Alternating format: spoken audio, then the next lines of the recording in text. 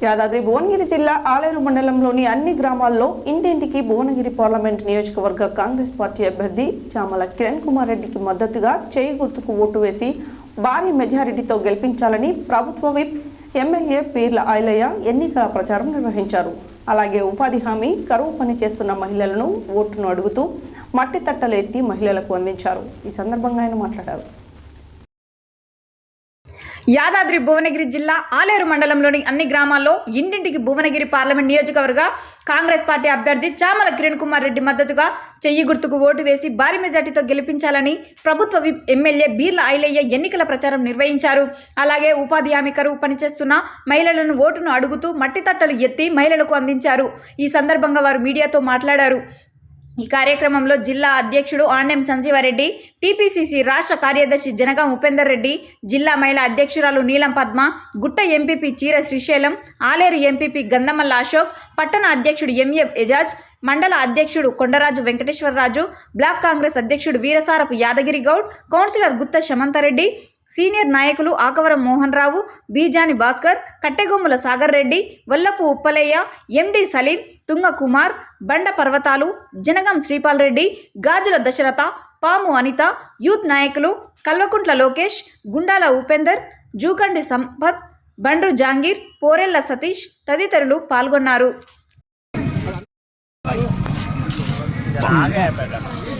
Okay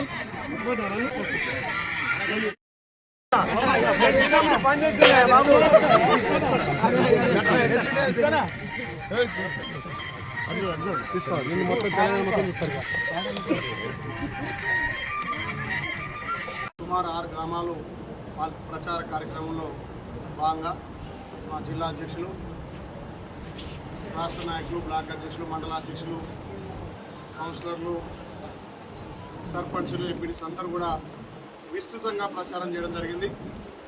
ఏ గ్రామం పోయినా తల్లి సోనియమ్మ రుణం తీర్చుకునే అవకాశం వచ్చింది. తెలంగాణ ఇచ్చే తల్లికి ఖచ్చితంగా మేము కాంగ్రెస్ పార్టీ కోటేస్తాం.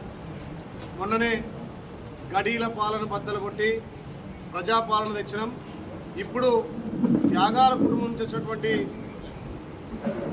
రాహుల్ గాంధీ గారిని ప్రధాని చేయడం కోసం ఖచ్చితంగా కాంగ్రెస్ పార్టీ కోటేస్తామని చెప్పి గ్రామాన కాంగ్రెస్ పార్టీకి బ్రహ్మరథం పడుతున్నారు.